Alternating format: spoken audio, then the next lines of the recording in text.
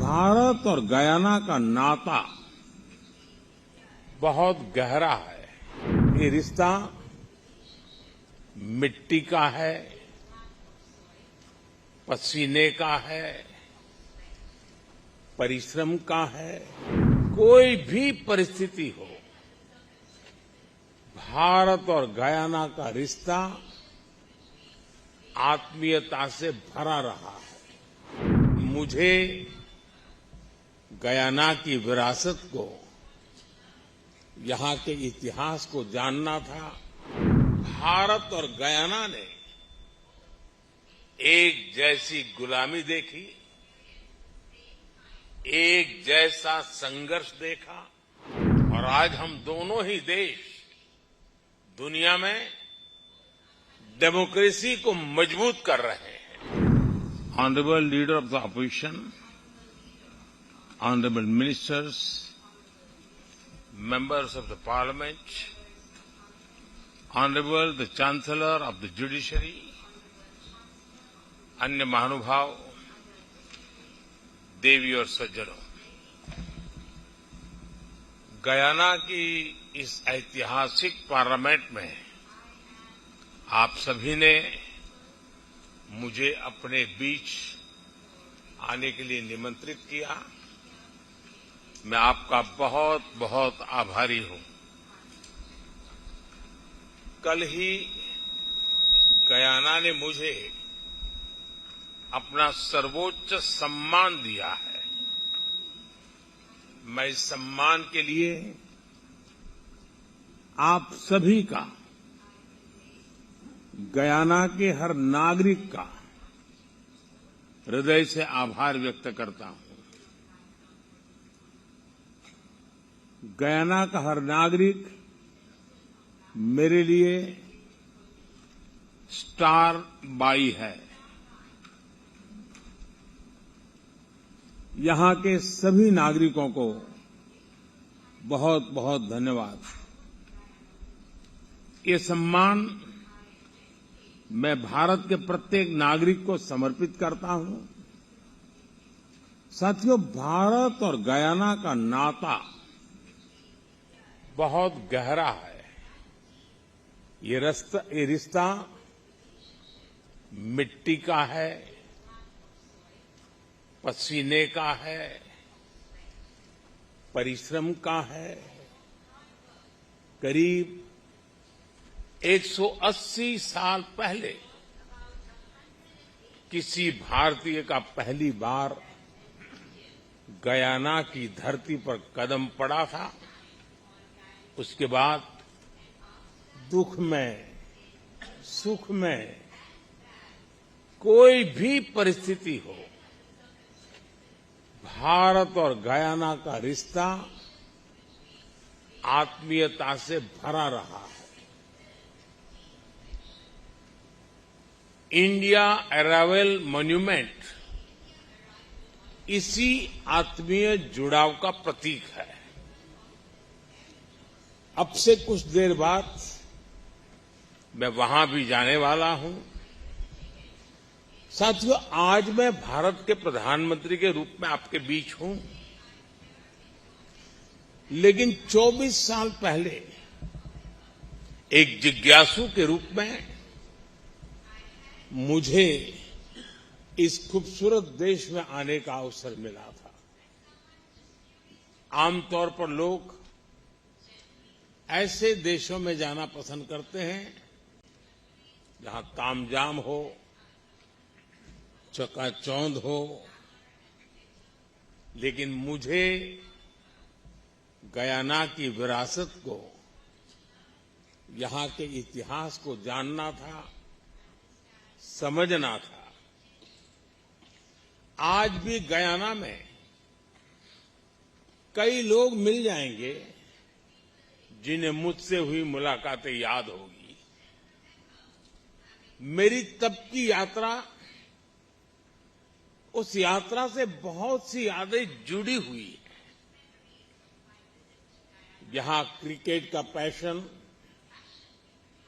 यहां का गीत संगीत, और जो बात मैं कभी नहीं भूल सकता और वो है चटनी।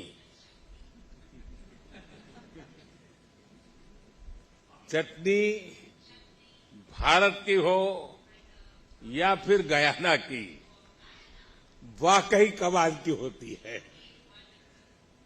साथियों, बहुत कम ऐसा होता है जब आप किसी दूसरे देश में जाएं और वहां का इतिहास आपको अपने देश के इतिहास जैसा लगे। पिछले 200-250 साल में भारत और गयाना ने एक जैसी गुलामी देखी, एक जैसा संघर्ष देखा। दोनों ही देशों में गुलामी से मुक्ति की एक जैसी ही छटपटाहट भी थी। आजादी की लड़ाई में यहां भी और वहां भी कितने ही लोगों ने अपना जीवन समर्पित कर दिया। यहां गांधी जी के करीबी C.F. एंड्रूज हो, ईस्ट इंडियन एसोसिएशन के अध्यक्ष जंग बहादुर सिंह हो, सभी ने गुलामी से मुक्ति की इस लड़ाई मिलकर लड़ी और आजादी पाई। और आज हम दोनों ही देश दुनिया में डेमोक्रेसी को मजबूत कर रहे हैं। इसलिए आज गयाना की संसद में मैं आप सभी का 140 करोड़ भारतवासियों की तरफ से अभिनंदन करता हूं। मैं गयाना संसद के हर प्रतिनिधि को बहुत बहुत बधाई देता हूं। गयाना में डेमोक्रेसी को मजबूत करने के लिए आपका हर प्रयास दुनिया के विकास को मजबूत कर रहा है। साथियों, डेमोक्रेसी को मजबूत बनाने के प्रयासों के बीच हमें आज वैश्विक परिस्थितियों पर भी लगातार नजर रखनी है। जब भारत और गयाना आजाद हुए थे तो दुनिया के सामने अलग तरह की चुनौतियां थी। आज 21वीं सदी की दुनिया के सामने जो चुनौतियां हैं वो पूरी तरह अलग है। दूसरे विश्व युद्ध के बाद बनी व्यवस्थाएं और संस्थाएं ध्वस्त हो रही हैं। कोरोना के बाद जहां एक नए वर्ल्ड ऑर्डर की तरफ बढ़ना था, दुनिया दूसरी ही चीजों में उलझ गई। इन परिस्थितियों में आज विश्व के सामने आगे बढ़ने का सबसे मजबूत मंत्र है democracy first, humanity first. Democracy first की भावना हमें सिखाती है कि सबको साथ लेकर चलो, सबको साथ लेकर सबके विकास में सहभागी बनो। ह्यूमैनिटी फर्स्ट की भावना हमारे निर्णयों की दिशा तय करती है। जब ह्यूमैनिटी फर्स्ट को अपने निर्णयों का आधार बनाते हैं तो नतीजे भी मानवता का हित करने वाले ही होते हैं। साथियों, हमारी डेमोक्रेटिक वैल्यूज इतनी मजबूत है कि विकास के रास्ते पर चलते हुए हर उतार चढ़ाव में हमारा संबल बनती है। एक इंक्लूसिव सोसाइटी के निर्माण में डेमोक्रेसी से बड़ा कोई माध्यम नहीं है।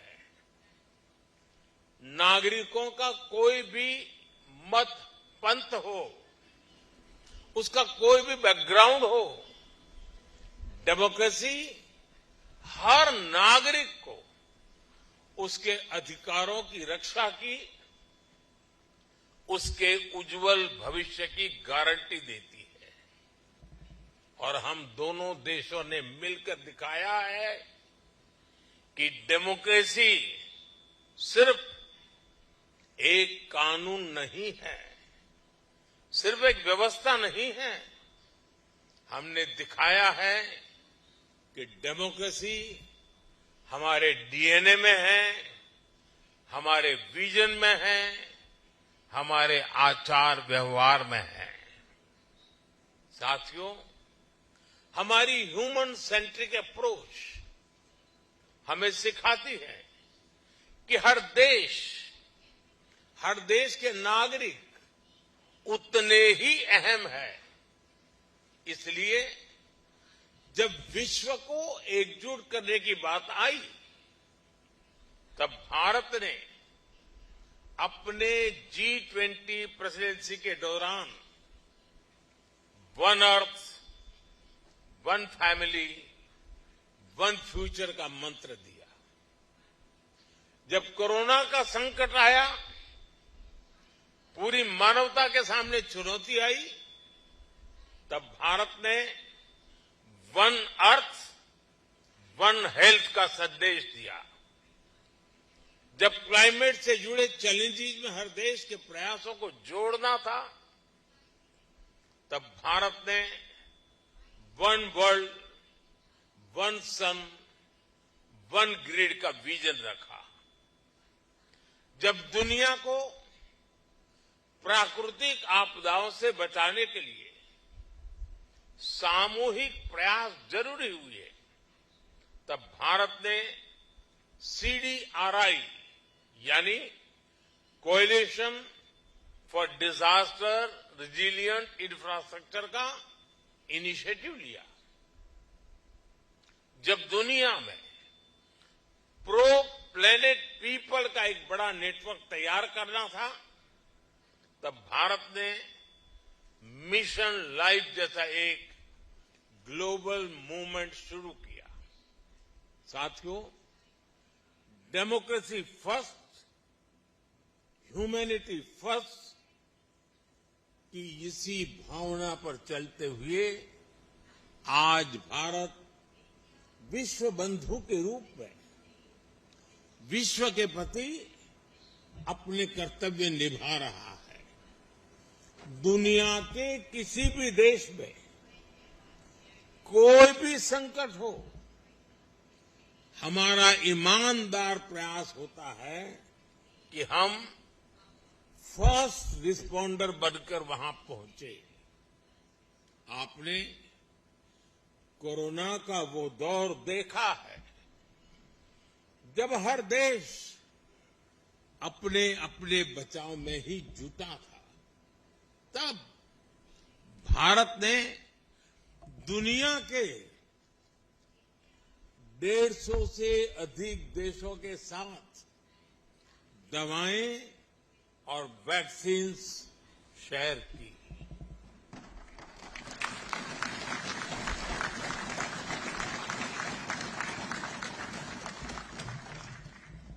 मुझे संतोष है कि भारत उस मुश्किल दौर में गयाना की जनता को भी मदद पहुंचा सका। दुनिया में जहां जहां युद्ध की स्थिति आई,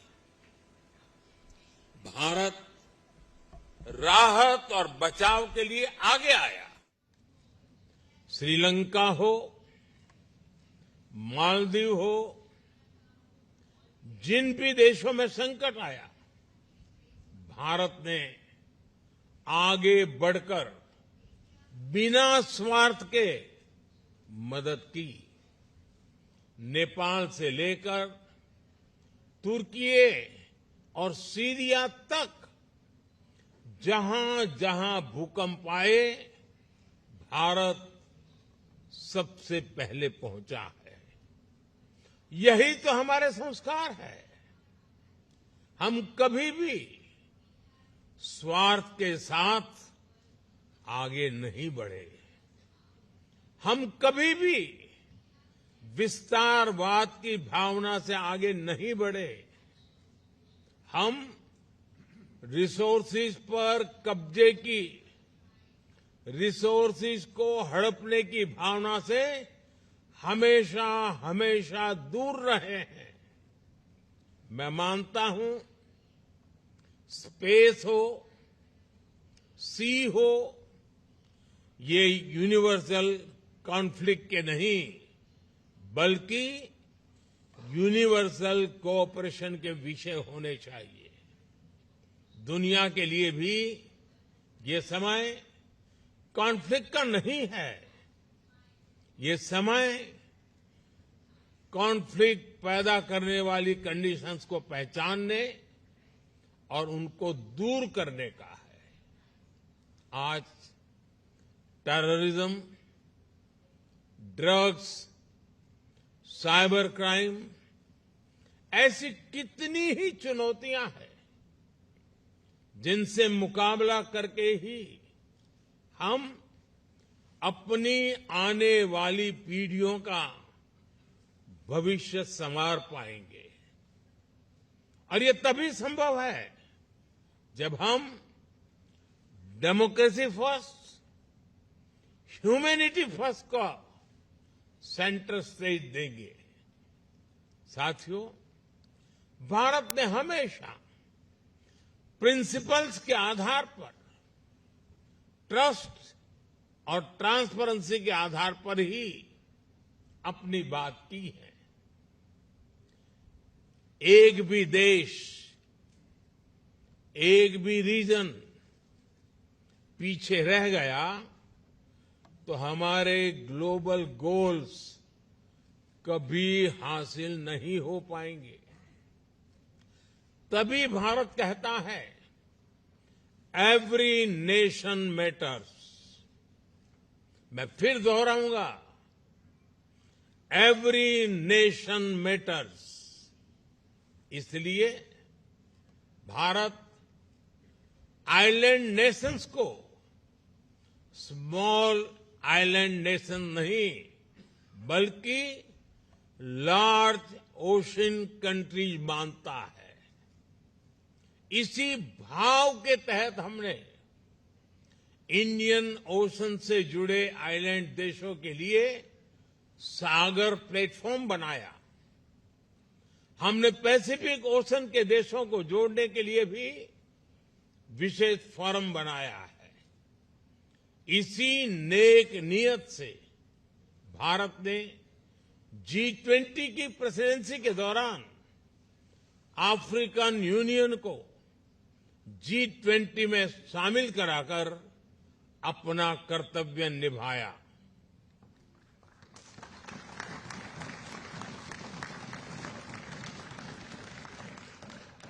साथियों, आज भारत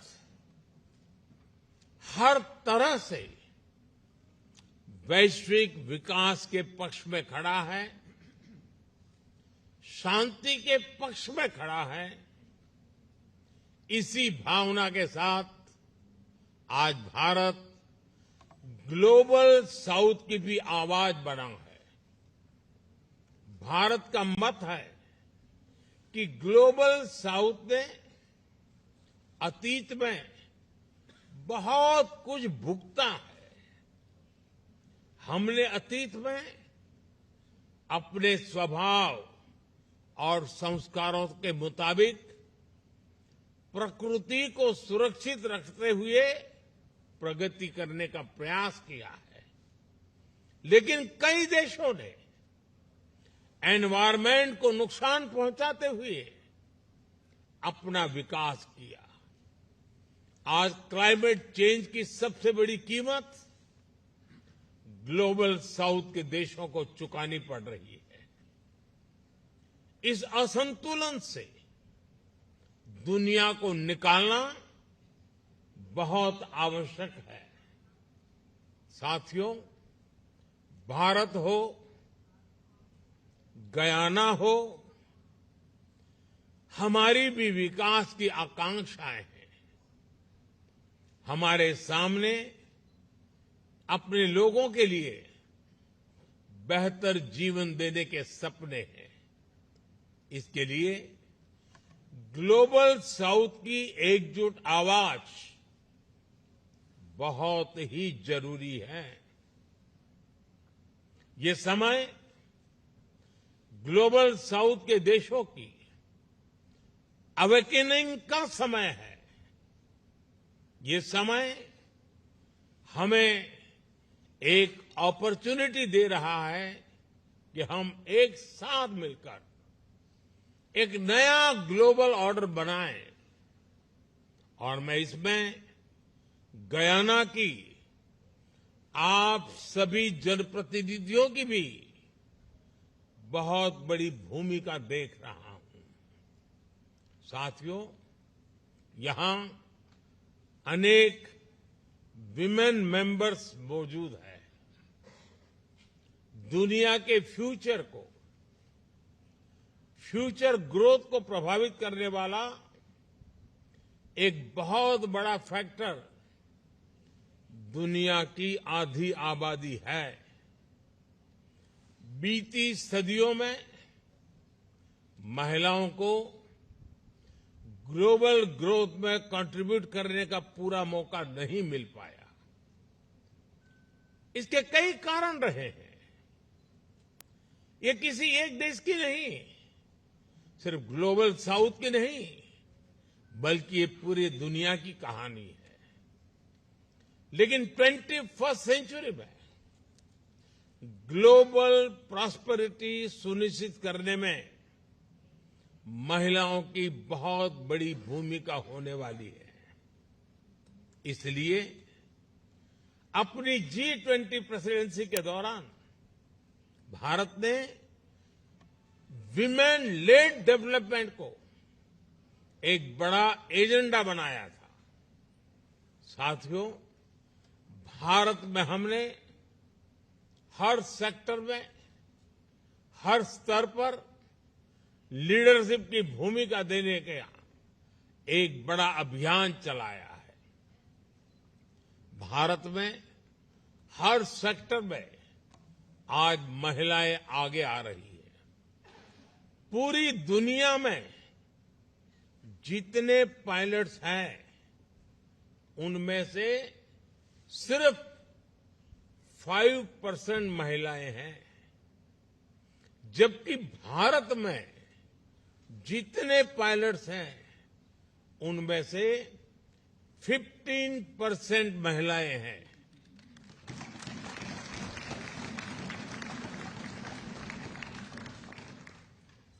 भारत में बड़ी संख्या में फाइटर पायलट्स महिलाएं हैं। दुनिया के विकसित देशों में भी साइंस, टेक्नोलॉजी, इंजीनियरिंग, मैथ्स यानी स्टेम ग्रेजुएट्स में 35% ही विमेन है। भारत में ये संख्या 40% से भी ऊपर पहुंच चुकी है। आज भारत के बड़े बड़े स्पेस मिशन की कमान महिला वैज्ञानिक संभाल रही है। आपको ये जानकर भी खुशी होगी कि भारत ने अपनी पार्लियामेंट में महिलाओं को रिजर्वेशन देने का भी कानून पास किया है। आज भारत में डेमोक्रेटिक गवर्नेंस के अलग अलग लेवल्स पर महिलाओं का प्रतिनिधित्व है। हमारे यहां लोकल लेवल पर पंचायती राज है, लोकल बॉडीज हैं।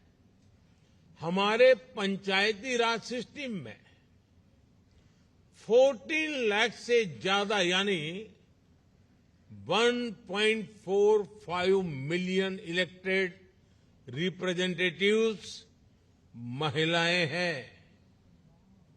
आप कल्पना कर सकते हैं, गयाना की कुल आबादी से भी करीब करीब 2 गुनी आबादी में हमारे यहां महिलाएं लोकल गवर्नमेंट को रिप्रेजेंट कर रही है।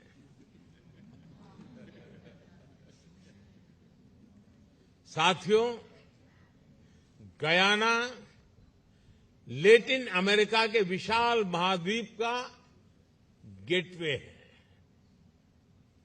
आप भारत और इस विशाल महाद्वीप के बीच अवसरों और संभावनाओं का एक ब्रिज बन सकते हैं। हम एक साथ मिलकर भारत और कैरिकॉम के पार्टनरशिप को और बेहतर बना सकते हैं। कल ही गयाना में इंडिया कैरिकॉम समिट का आयोजन हुआ है। हमने अपने साझेदारी के हर पहलू को और मजबूत करने का फैसला लिया है।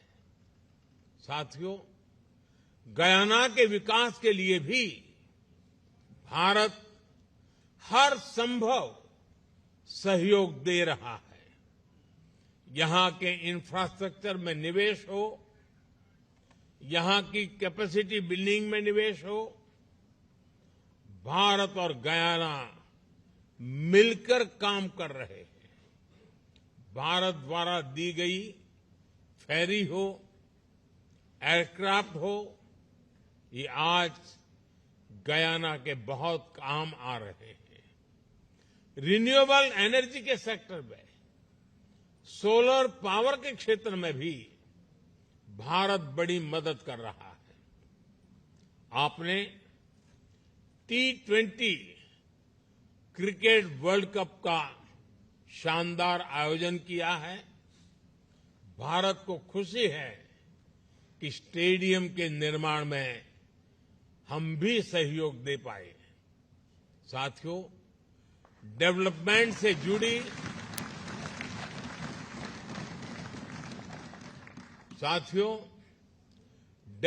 से जुड़ी हमारी ये पार्टनरशिप अब नए दौर में प्रवेश कर रही है। भारत की एनर्जी डिमांड तेजी से बढ़ रही है और भारत अपने सोर्सेज को डाइवर्सिफाई भी कर रहा है। इसमें गयाना को हम एक महत्वपूर्ण एनर्जी सोर्स के रूप में देख रहे हैं। हमारे बिजनेसेस गयाना में और अधिक इन्वेस्ट करें, इसके लिए भी हम निरंतर प्रयास कर रहे हैं। साथियों, आप सभी ये भी जानते हैं, भारत के पास एक बहुत बड़ी यूथ कैपिटल है। भारत में क्वालिटी एजुकेशन और स्किल डेवलपमेंट इकोसिस्टम है। भारत को गयाना के ज्यादा से ज्यादा स्टूडेंट्स को होस्ट करने में खुशी होगी। मैं आज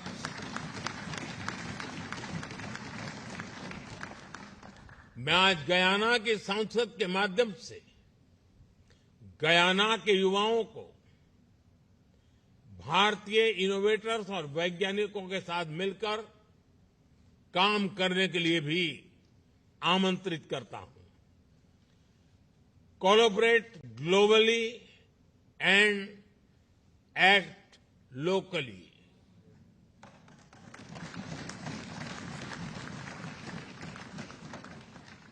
हम अपने युवाओं को इसके लिए इंस्पायर कर सकते हैं। हम क्रिएटिव कोलैबोरेशन के जरिए ग्लोबल चैलेंजेस के सॉल्यूशन ढूंढ सकते हैं। साथियों, गयाना के महान सपूत श्री छेदी जगन ने कहा था कि हमें अतीत से सबक लेते हुए अपना वर्तमान सुधारना होगा और भविष्य की मजबूत नींव तैयार करनी होगी। हम दोनों देशों का साझा अतीत, हमारे सबक, हमारा वर्तमान हमें जरूर उज्जवल भविष्य की तरफ ले जाएंगे। इन्हीं शब्दों के साथ आप सबके बीच आने का सौभाग्य मिला। इसके लिए मैं आप सबका आभार व्यक्त करते हुए अपनी बात समाप्त करता हूं। मैं आप सभी को भारत आने के लिए भी निमंत्रित करूंगा। मुझे गयाना के ज्यादा से ज्यादा जनप्रतिनिधियों का भारत में स्वागत करते हुए खुशी होगी। मैं एक बार फिर गयाना की संसद का, आप सभी जनप्रतिनिधियों का बहुत बहुत आभार व्यक्त करता हूं। बहुत बहुत धन्यवाद।